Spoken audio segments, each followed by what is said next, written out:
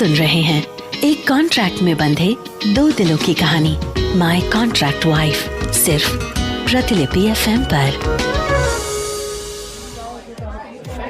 आरव को अपनी नजरों पर यकीन नहीं हो रहा था, लेकिन सच यही था कि ये वही लड़की है जिसे आरव ने ट्रैफिक सिग्नल के पास देखा था।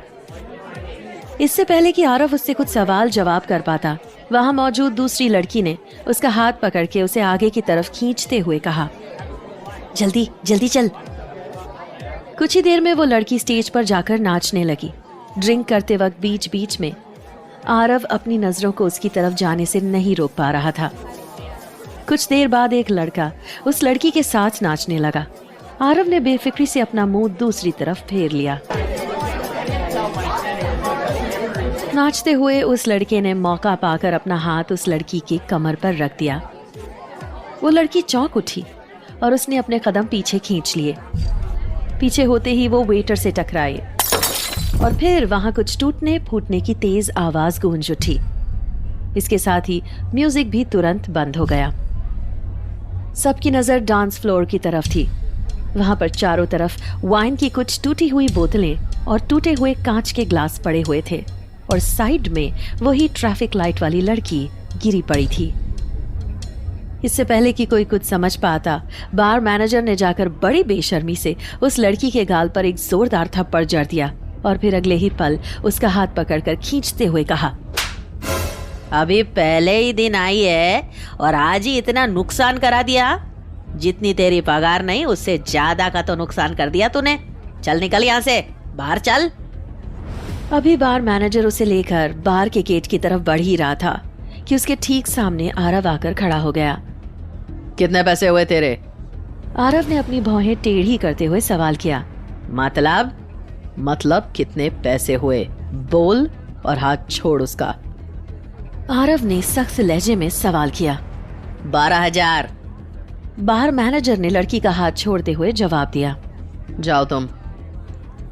आरव ने उस लड़की की ओर देखते हुए कहा और फिर उसने अपना कार्ड निकालकर बार अटेंडेंट को थमाते हुए पेमेंट करने के लिए इशारा किया।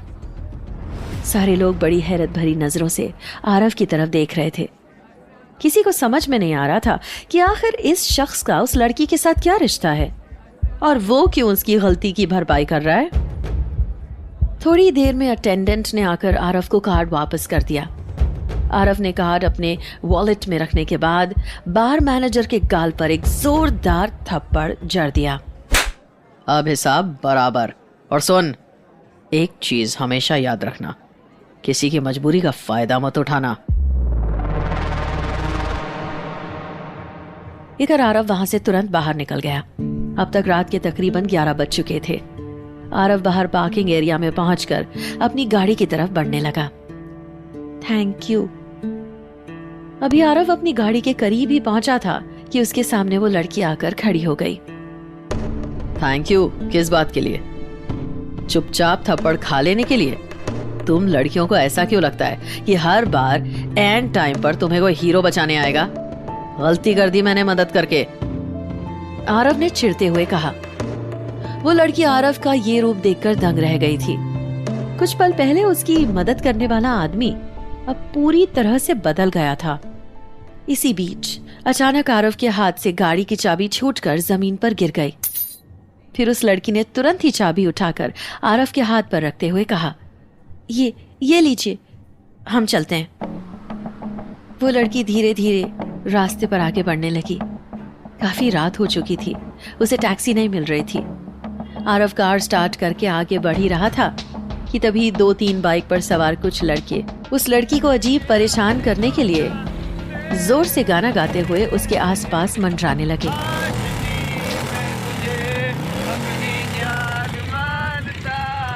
उस लड़की को कुछ समझ में नहीं आया और वो एकदम से आरव के कार के सामने आकर खड़ी हो गई। आरव ने एकदम से कार में ब्रेक लगा दिया। वो लड़की जल्दी से जाकर कार में आरव के बगल में बैठ गई। आरव ने चुपचाप कार आगे बढ़ा दी। कुछ देर तक गाड़ी में यूं ही सन्नाटा पसरा रहा। वो लड़की चुपचाप अपना सिर नीचे करके बैठी हुई थी। आरव भी चुपचाप गाड़ी ड्राइव कर रहा था।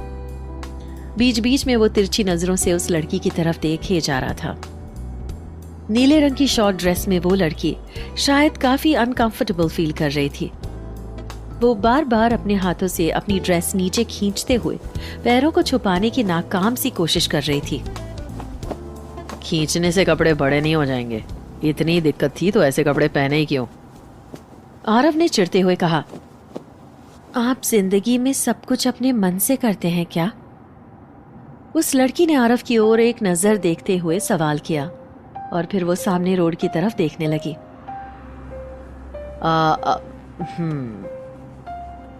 आरव ने अपना सिर हिलाते हुए कहा। असल में आरव के पास कोई जवाब नहीं था। वो चुपचाप सामने रोड की तरफ देखते हुए गाड़ी ड्राइव करने लग गया। आरव को कुछ समझ में नहीं आ रहा था कि आखिर अब उससे आगे क्या बोले। लगातार उसके मन में उस लड़की की कही हुई आखिरी बात गूंज रही थी, यही उतरना है हमें। हाँ, अच्छा।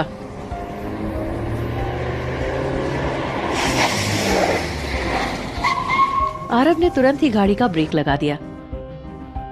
एक मिनट, मैं आरव सिंह मेवाड़, और तुम? आरव ने उसे रुकने का इशारा किया और फिर उसकी तरफ देखने लगा। वो लड़की चुपचाप गाड़ी से उतर गई और फिर धीरे से बोली, मैं रागिनी। और वो मुड़कर पीछे की तरफ चली गई। कार के साइड वाले मिरर से आरव उसे जाते हुए तब तक देखता रहा जब तक कि वो उसकी नजरों से ओझल नहीं हो गई। उसने देखा कि रागिनी सड़क के किनारे एक संकरी सी गली में चलती चली जा रही थी। वो शायद इधर के ही स्लम एरिया में रहती थी। उसके चले जाने के बाद आरव गाड़ी की स्टीयरिंग को यू टर्न घुमाते हुए घर की तरफ जाने के लिए मुड़ गया। अभी वो घर पहुंचने ही वाला था कि अचानक से उसकी नजर बगल सीट पर पड़ी। वहां पर एक झुमका गिरा हुआ था। आरव ने तुरंत अंदाजा लगा लिया कि ये झुमका रागिनी का ही है, जो शायद ढीला होकर उसके कान से गिर गया था। आरव ने मुस्कुराते हुए उसे उठाकर अपनी जेब में डाल लिया। आरव अब अपने घर पहुंच चुका था। क्या आरव अपनी मुश्किलों में ये झुमका और ये मुलाकात भूल जाएगा? कैसे आरव अपनी कंपनी और घर को नीलाम होने से बचा पाएगा? जानने के लिए सुनिए अगला एपिसोड सिर्फ और सिर्फ प्रतिलिपि FM पर।